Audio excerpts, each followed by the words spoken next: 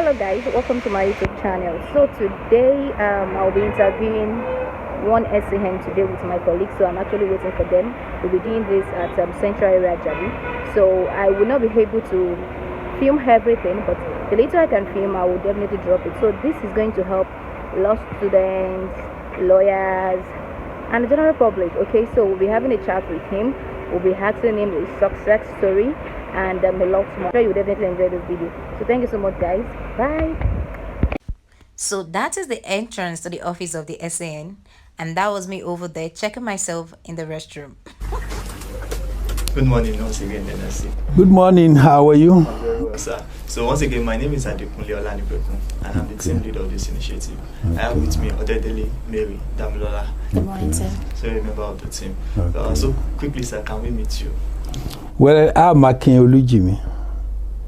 Okay, sir. Please, when were you called to Nigeria? I was called in 1979. When were you compared with the prestigious one? Yes, I was considered worthy of that award in 1997. Yes, it's a long time ago. Okay, sir, please, we would like to know what actually motivated you to study law. Well, unlike many of you, you see, I started life as a secretary, that's secretary typist, because I didn't have the privilege of attending a formal secondary school. When I finished my primary education, I entered Ibadan High School then, but at the end of the first year, my parents couldn't continue to pay the fees, so I had to switch over to what they called at that time secondary modern school. It was in between your primary 6 certificate qualification and formal secondary school education. So if you can't afford to attend the high school at that time, then you could go for the secondary modern school. So that was what I went through, came out at the end of the 3rd year, and then took up the study of typing and shorthand. So that was it. And I carried that to, let me say, a successful level. As a secretary at that time, you see, money had value, a lot of value. If I tell you my first car, brand new car, the one you call mint, not Tokumbo, not Tokumbo that when you buy one today, you say I bought a new car. But mint at that time, brand new Toyota Corona. You have Corolla today, you don't have Corona today, Toyota Corona. They phased them out. But it was bigger than the Corolla that you have on the streets today. Then on top of it, you had the Toyota Crown, the really big one. So this was in the middle. That was the one I bought. And I bought it for 2,034 naira. Wow. 2,034 naira. So I had reached the top of the secretarial grade. I was then working at the University of Ibadan as secretary to the registrar of University of Ibadan. So that was when I had this urge, you see, to go and read. And I said, okay, if I would have to go to read in university, I must have the basic qualification. I then embarked on private studies. Then I did O-level on my own. It wasn't easy doing mathematics and the sciences at home. But I could read government, I could read religious knowledge, I could read government easily at home. So that was the route I went. So I didn't have mathematics not biology, physics, or chemistry. So the only thing open to me was to go and read law. So it wasn't that I was motivated by seeing those in the law then, but because I didn't have mathematics or the sciences. Maybe if I had, I would have gone, is it to medicine or some other profession. Yes. And I went into the law and I enjoyed it. Right in the university there. In fact, before, let me also add this one. Before I even went to Ife, when I passed my GCE, I first passed the school certificate at home. Then I said, okay, GCE O level, I did and passed. Then I did GCE A level and passed.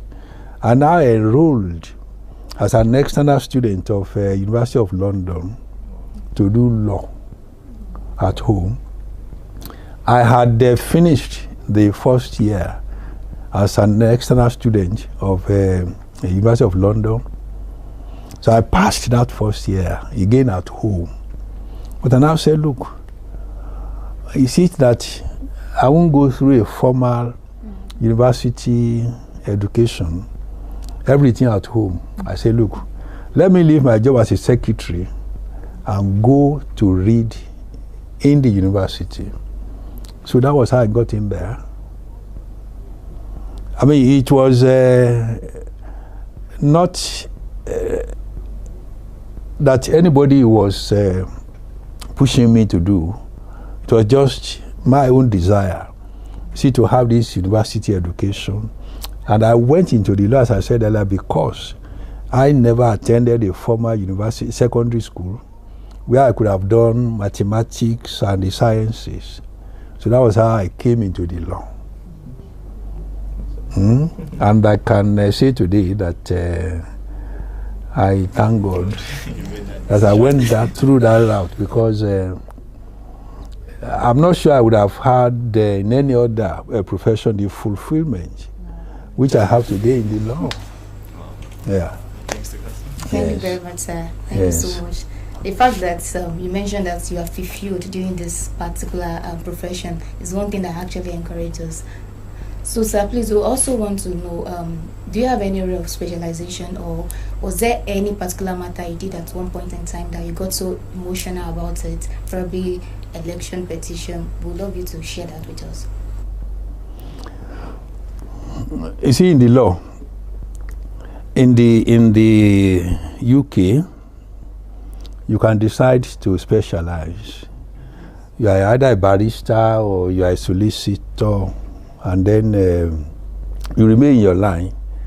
But in this country, because the law hasn't developed to that level where you can specialize fully, a few of us, in fact many of us, are generalists.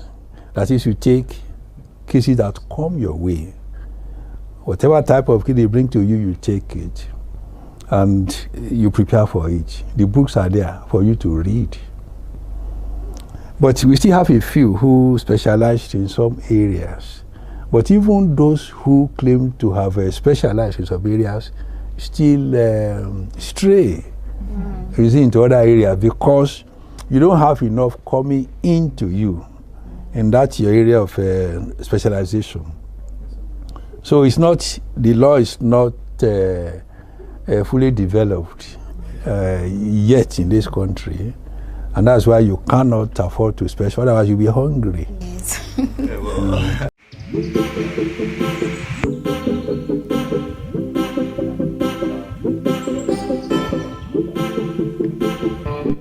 At this point, I was so excited because the second interview we had it at Transcorp Hilton, and that was my first time there. I've been in Abuja for 4 years, and that was my first time of being there, and I so much love the ambience, the lighting. That building is just so beautiful. You need to visit the place.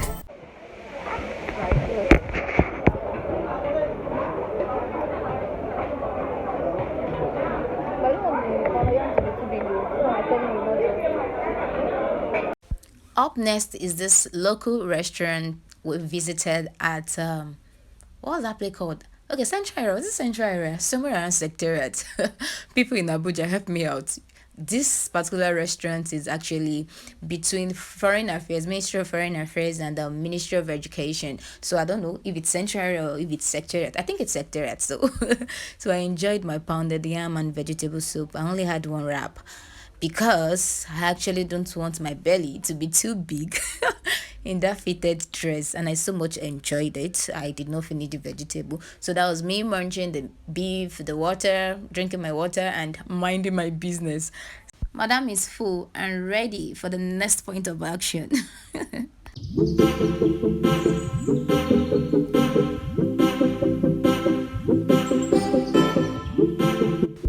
It seems as if there was a carnival happening at Transcorp Hilton on that particular day.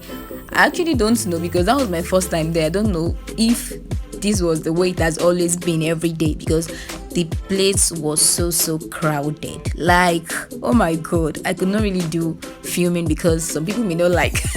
So I respected myself and did the little I could do. Both things. Look at you.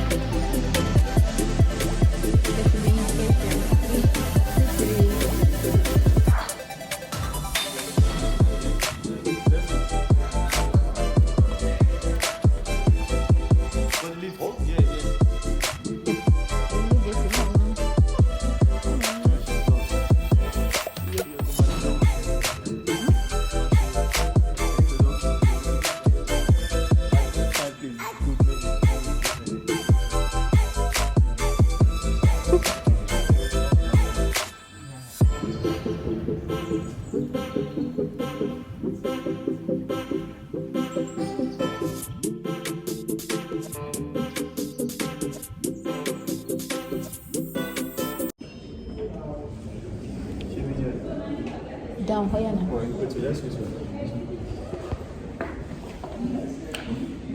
There's no 3. Hey, this is top floor. Top floor. Press open now. Hey, we're waiting for him before No, now. wait for me.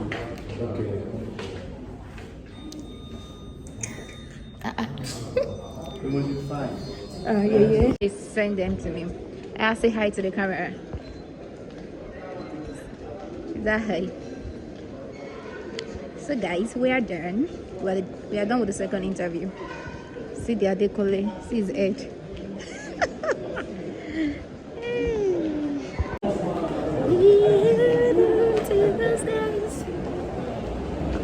Yep, mission accomplished.